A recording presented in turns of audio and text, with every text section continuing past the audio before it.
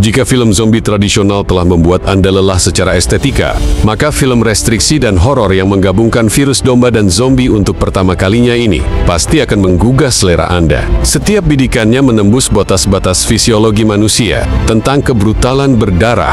Busan mengalahkannya dalam skala epilepsi. Dialah yang bisa membuat monumen di dalam gua terlihat seperti dibangun. Mengapa domba yang terlihat lucu dan tidak berbahaya ini hanya makan daging dan bukan rumput? Orang yang sama harus gigit jari ketika mereka datang. Dan mengapa Anda menjadi manusia yang memantul sesaat, detik berikutnya itu berubah menjadi monster menakutkan yang menggabungkan manusia dan domba? Semuanya dimulai dengan Ender, petani terbesar di Selandia Baru.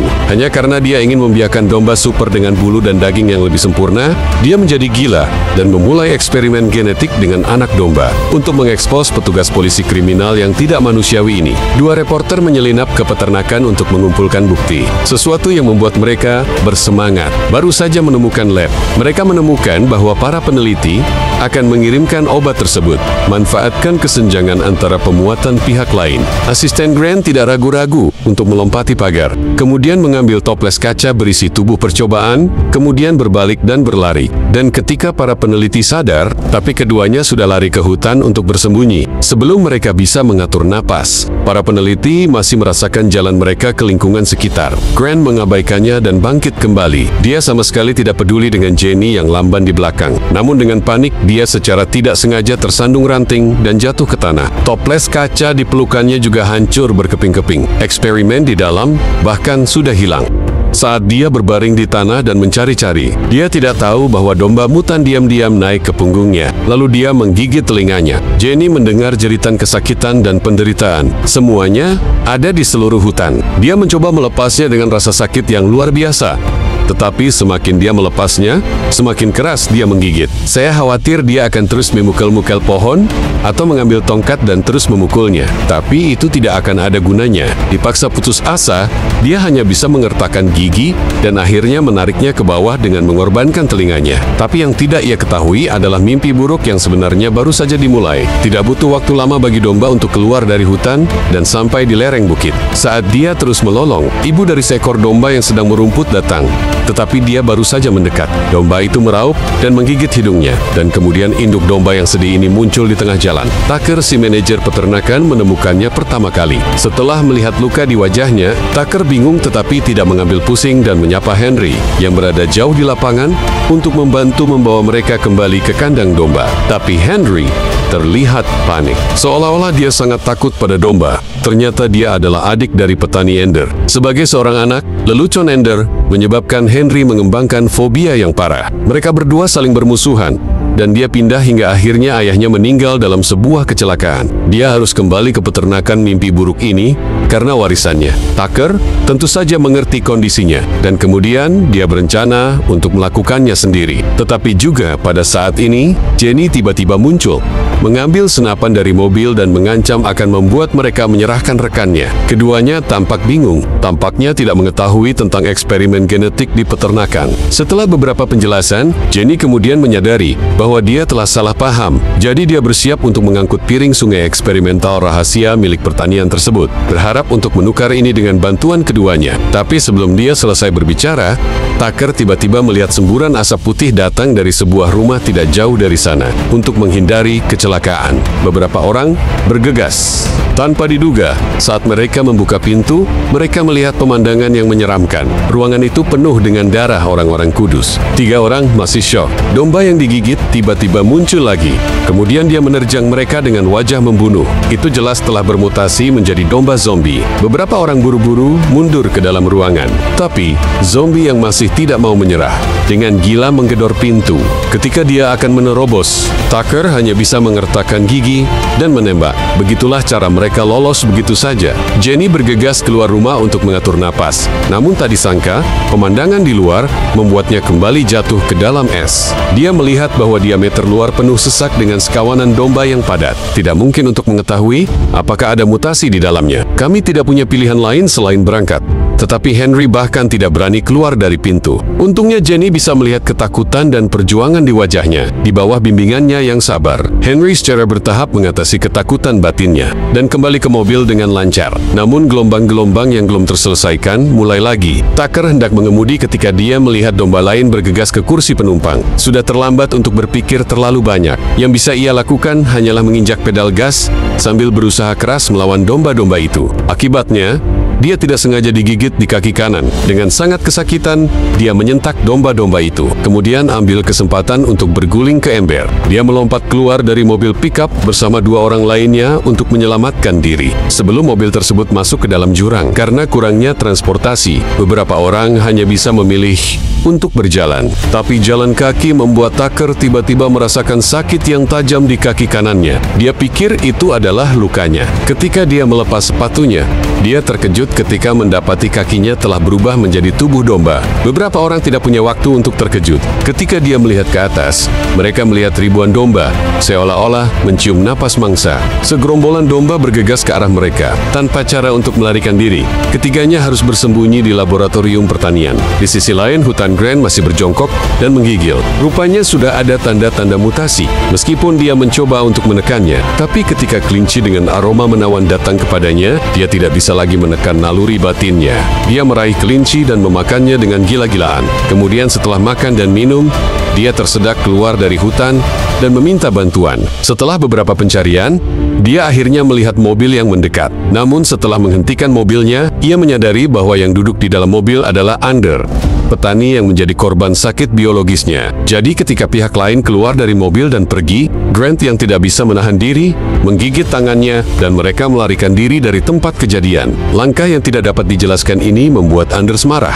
Tetapi sangat penting bahwa dia hanya bisa memakan kerugian bodoh ini dan menyerah untuk saat ini. Tanpa diduga, ketika dia pertama kali kembali ke laboratorium, Under bertemu dengan Henry dan yang lainnya yang mengungsi ke sini. Henry dengan cepat memberitahu mereka bahwa domba-domba itu sudah gila. Tanpa diduga, setelah mengetahui bahwa Tucker secara tidak sengaja digigit, peneliti mengambil keuntungan dari kurangnya obat penenang untuk membuatnya tenang. Kemudian, Under mengambil senapan dari tangannya, mengancam akan mengusir Henry dari lab. Ketika baru saja keluar dari pintu, ribuan domba mendatangi mereka lagi. Mereka terpaksa bersembunyi di dekat lubang tempat mereka membuang limbah percobaan. Tapi menyaksikan domba mengelilingi keduanya. Mereka bahkan mulai menggedor-gedor pagar seperti orang gila. Henry yang sudah ketakutan tiba-tiba terpleset dan jatuh ke lubang. Jenny mencoba menyelamatkannya. Tapi tanpa diduga detik berikutnya, dia juga jatuh. Bagian dalam lubang itu seperti daging dan darah, dikemas dengan sisa-sisa eksperimental yang terdistorsi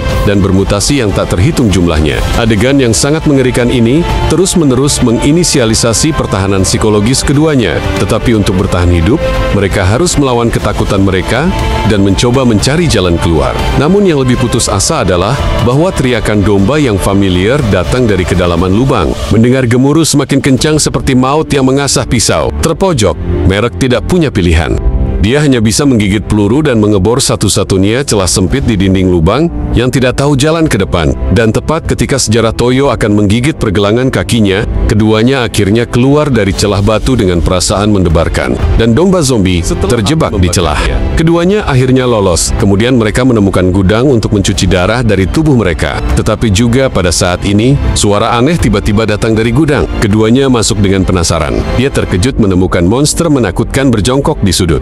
Monster yang mendengar gerakan itu juga perlahan mendorong ke arah keduanya. Dalam kepanikannya, Jenny melihat ransel yang dikenalnya. Baru kemudian dia menyadari bahwa monster itu sebenarnya adalah rekannya Grant. Namun, dia yang benar-benar bermutasi jelas telah kehilangan kesadaran. Sebanyak apapun Jenny berteriak, tidak ada respon. Tidak baik untuk melihat sesuatu dengan terlalu baik.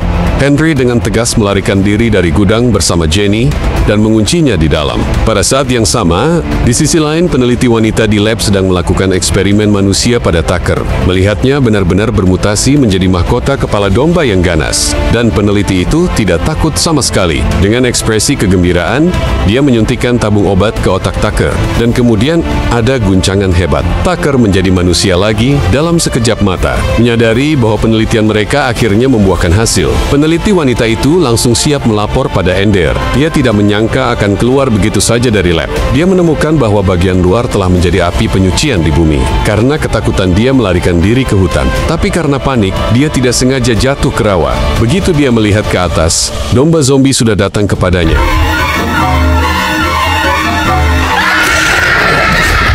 Dan Ande yang masih sama sekali tidak menyadari semua ini, sedang melakukan peluncuran domba supernya saat ini. Ketika Super Ship Rekayasa Genetika memulai debutnya, para pedagang dan petani kaya yang hadir semuanya mengagumi kesempurnaannya. Namun, yang tidak diperhatikan oleh siapapun adalah saat dia melolong, ribuan angin sejuk bergegas menuju venue. Ketika orang akhirnya menyadari bahaya mendekat, semuanya sudah terlambat. Domba seperti belalang yang melintasi perbatasan langsung mengubah tempat ini menjadi api penyucian di bumi. Semua domba di ruangan itu memanjakan diri dengan camilan. Namun anehnya, salah satu domba zombie justru mengabaikannya setelah menghadang Anders. Dia tanpa sadar melihat ke bawah, baru kemudian dia menyadari bahwa telapak tangannya yang digigit telah berubah menjadi tubuh domba. Tapi meski begitu, dia tetap tak melepaskan ambisinya.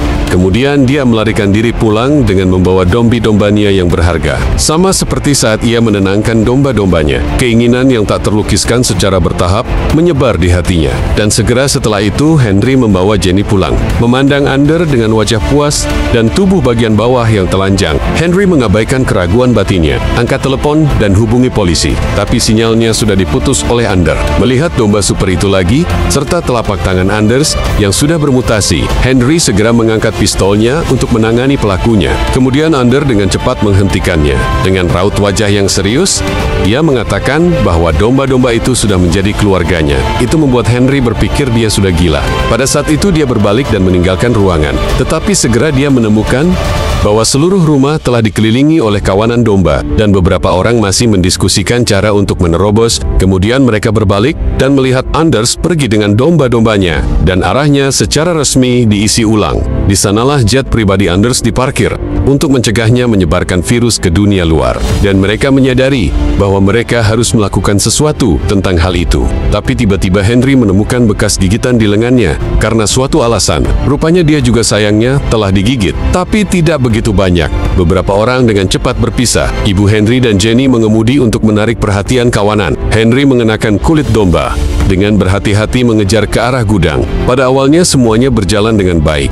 Tapi yang tidak pernah dia duga adalah seekor domba jantan tiba-tiba naik di belakangnya, dan itu mulai melonjak. Hal itu langsung membuat Ander terpukul. Dengan risiko terpapar perlu untuk mensterilkannya dengan tangan. Saat jeritan kekuatan bergema di peternakan kosong, lebah lainnya sama sekali tidak peduli dengan kehadiran Henry. Melihat luka di tangannya, saat itulah dia menyadari bahwa dia mungkin diperlakukan sebagai salah satu dari mereka. Pada saat yang sama, Ande juga sudah sampai di pesawat. Tapi saat dia menyalakan pesawat untuk mengambil domba super dan pergi, tubuhnya tiba-tiba mulai bermutasi. Dengan teriakan yang menggema, apa yang akan dilihat Henry adalah monster lain yang dijaga oleh domba. Monster irasional itu menyerangnya secara langsung, meskipun dia mati-matian melawan dan terus menghindar. Tetapi bagaimana mungkin ia bisa menjadi tandingan monster dalam tubuh fana ini? Tepat pada waktunya, anjing gembala peternakan tiba-tiba berlari keluar, terus-menerus menghadapi bandit monster.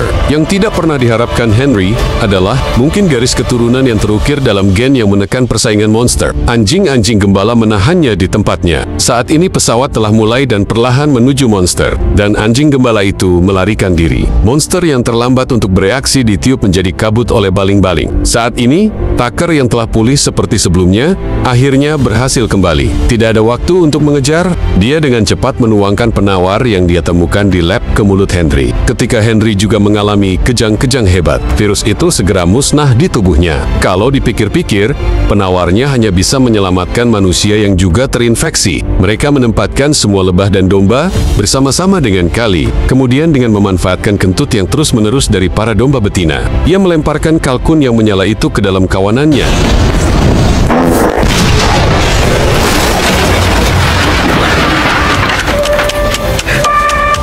Akhir dari cerita. Semua manusia yang terinfeksi dan bermutasi diselamatkan oleh beberapa orang. Di permukaan, krisis akhirnya berakhir. Tapi itu sebenarnya di sudut di mana tidak ada yang memperhatikan. Anjing gembala itu tiba-tiba mengeluarkan gonggongan domba yang aneh.